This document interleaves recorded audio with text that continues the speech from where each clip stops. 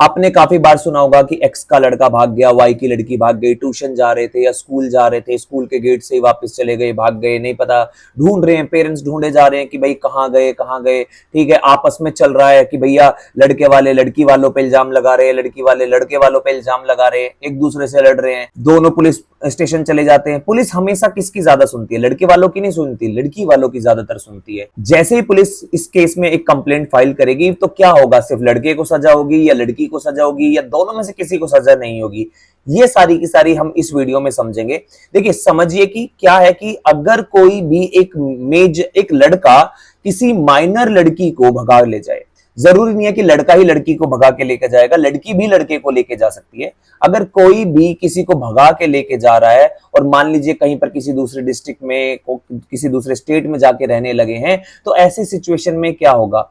सबसे पहले ये देखा जाएगा कि भगा के ले जाने वाला लड़का है या लड़की। ऐसा हो सकता है ना, लड़की भी भगा के ले जा सकती है लड़के को, और लड़का भी भगा के ले जा सकता है लड़की को। लेकिन हमारी सोसाइटी में जो सबसे ज्यादा आपको देखने को मिलेगा वो यही देखने को मिलेगा कि एक लड़का लड़की को भगा के ले गया। ऐसे ऐसे केसेस बहुत कम आते हैं जिसमें लड़की लड़के को भगा के लेके जाती है। अब मान लीजिए लड़का 18 साल से ऊपर है, यानी मेजर है, और लड़की माइनर है, यानी कि 18 साल से कम है, मान लो 16 की है, 17 की है, 17.5 की है। तो ऐसे केस में क्या होगा? देखिए, कानून ये कहता है माइनर की डेफिनेशन में कि 18 साल से कम जो भी होगा उसको हम माइनर बोलेंगे। अगर 1 घंटा भी कम है ना, मान लीजिए कि आज 1 तारीख है, अगले दिन वो 18 का होने वाला है, तो अगर 1 घंटा भी बचा है ना अगला दिन होने में, तो वो भी माइनर की डेफिनेशन में आएगा। आप ये नहीं कह सकते कि सिर्फ 1 घंटा ही तो बचा था तो मेजर में हम कंसिडर करेंगे, नहीं, 1 घंटा भी माइनर में आएगा। तो अगर माइनर लड़की को भगा के ले जाता है तो ऐसे केस में क्या होगा? लड़की वाले सबसे पहले लड़के वालों के अगेंस्ट एक एफआईआर फाइल करेंगे। और आज के टाइम पे जो एफआईआर फाइल होती है वो किसके अकॉर्डिंग होती है? उसमें जो सेक्शंस लिखे जाते हैं, जो आपकी पनिशमेंट्स होती हैं, या फिर जो भी आपका केस बनता है, वो बीएनएस यानी कि भारतीय न्याय संहिता, उसके अकॉर्डिंग बनता है। जैसे कंप्लेंट फाइल होगी, कंप्लेंट फाइल होते ही सबसे पहले लड़के के जो दोस्त है उनको उठाएगी पुलिस और उनको तोड़ना स्टार्ट करेगी, अच्छे से मारेगी। भैया ऐसा हो ही नहीं सकता है कि तुम्हें ना पता हो वो कहां गया है, क्योंकि दोस्त आपस में मोस्टली हर चीज शेयर करते हैं, कभी कभी बहुत सारे दोस्त हेल्प करते हैं इन सारी चीजों में। लेकिन अगर सपोज मान लीजिए लड़का भी माइनर है, मैंने क्या बताया कि अभी लड़का मेजर है और लड़की माइनर, लेकिन अगर दोनों ही माइनर है, दोनों ही 18 साल से कम है, तब ये केस किसके अंदर बनेगा? तब ये केस बनेगा जस्टिस जुवेनाइल एक्ट के अंदर। तब ये बीएनएस के अंदर डील नहीं किया जाएगा। बीएनएस में कोई भी एक व्यक्ति मेजर होना जरूरी है, तभी वो केस फाइल होगा, नहीं तो वो जस्टिस जुवेनाइल एक्ट के अंदर फाइल किया जाएगा। अब हम जो ये सिनेरियो डिस्कस करने वाले हैं, इस सिनेरियो में लड़का मेजर है और लड़की माइनर है, तो ऐसे में क्या होगा? तो सबसे पहले पुलिस लड़के के अगेंस्ट एफआईआर लॉन्च करेगी, एफआईआर फाइल करेगी। एफआईआर फाइल करने के बाद किस सेक्शन में एफआईआर फाइल होगा? ये सेक्शन है सेक्शन 137 ऑफ बीएनएस, यानी कि किडनैपिंग का चार्ज लगेगा सबसे पहले, कि लड़की को किडनैप करके लेके गया। जो सेक्शन 137 क्लोज 1 सब क्लोज बी है बीएनएस का, वो ये कहता है whoever takes or entices any child out of the keeping of the lawful guardian। अब इसमें ना वर्ड बहुत इंपॉर्टेंट है। पहला whoever takes, entices, child and lawful guardian, यानी कि टोटल 5 वर्ड हो गए यहाँ पे। whoever मतलब कोई भी, यहाँ पे जेंडर नहीं बताया कि लड़का ही लेके जाएगा या लड़की ही लेके जाएगी, कोई भी। अगर मान लीजिए लड़की मेजर है और लड़का माइनर है तो भी सेम सिनेरियो होगा, और लड़का मेजर है लड़की माइनर है तो भी सेम चीजें लगेगी।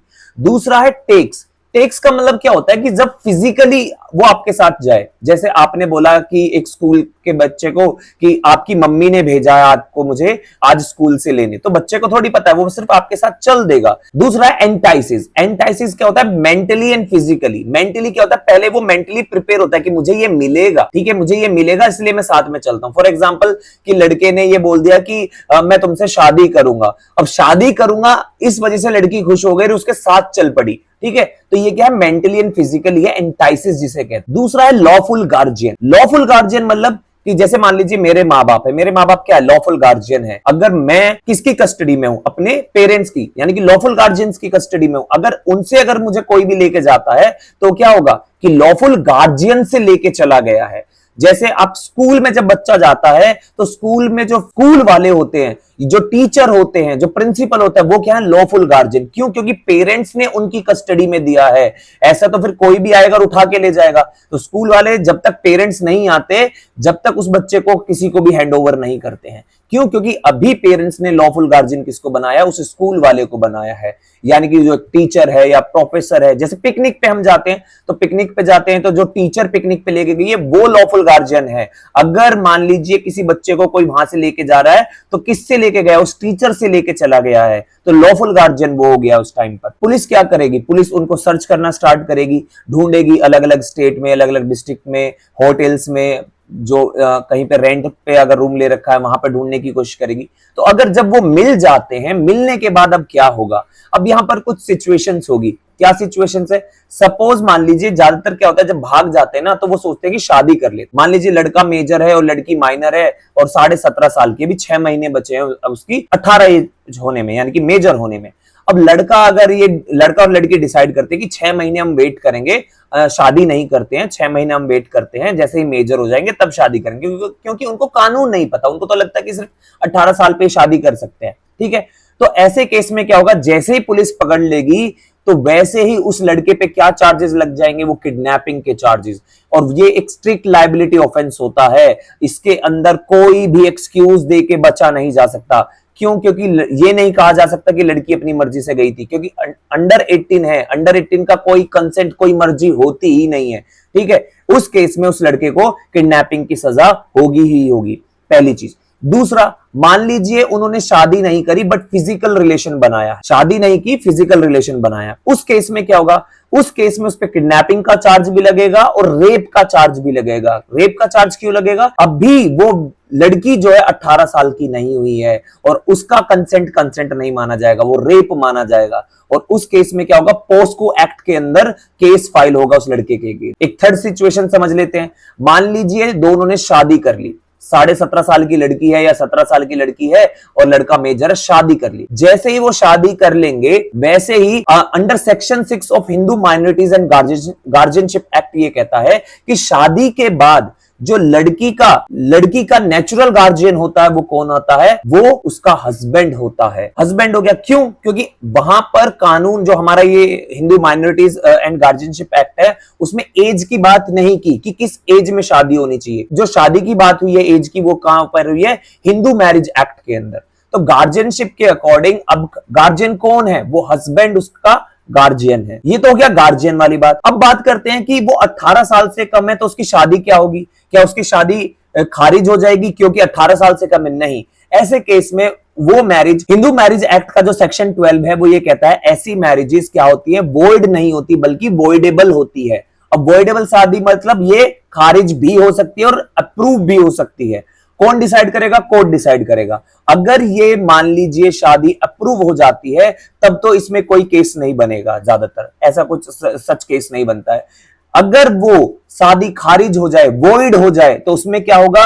उसमें उस लड़के पर किडनैपिंग का चार्ज लगेगा। हमेशा याद रखना, किडनैपिंग का चार्ज लगेगा। क्यों लगेगा? क्योंकि वो शादी है ही नहीं, तो वो पहले वाले सिनेरियो पे चले जाएंगे जहां पर शादी नहीं हुई है। अब एक और है कि शादी कर ली और शादी करने के बाद उन्हें लगता है कि अब वो हस्बैंड वाइफ है, उनको फिजिकल रिलेशन बनाने चाहिए। फिजिकल रिलेशन बना लेते हैं। तो अगेन अगर वो शादी अप्रूव हो गई तो ना ही ये रेप की डेफिनेशन में आएगा, ना ही किडनैपिंग में आएगा। लेकिन अगर वो शादी खारिज हो गई, वॉइड हो गई, तो अगेन फिर से वो चार्ज लगेगा, किडनैपिंग का लगेगा और रेप का लगेगा। और रेप किस में जाएगा? पोस्को एक्ट में जाएगा। तो आप हमेशा याद रखिएगा, कभी भी ऐसी गलती मत कीजिएगा कि आपने शादी कर ली, भाग गए, ये सब कर लिया। आप पर किडनैपिंग के चार्जेस, बहुत सीरियस चार्जेस लग सकते हैं। और जरूरी नहीं है सिर्फ लड़के के अगेंस्ट हो, ये लड़की के अगेंस्ट भी हो सकते हैं, अगर कोई मेजर लड़की माइनर लड़के के साथ भी ऐसा करती है। तो ऐसी और भी वीडियोस के लिए आपके क्या व्यूज हैं मुझे कमेंट में जरूर बताइएगा। ऐसे इंटरेस्टिंग वीडियोस मैं आपके लिए लाता रहूंगा। आज के लिए इतना ही, थैंक यू।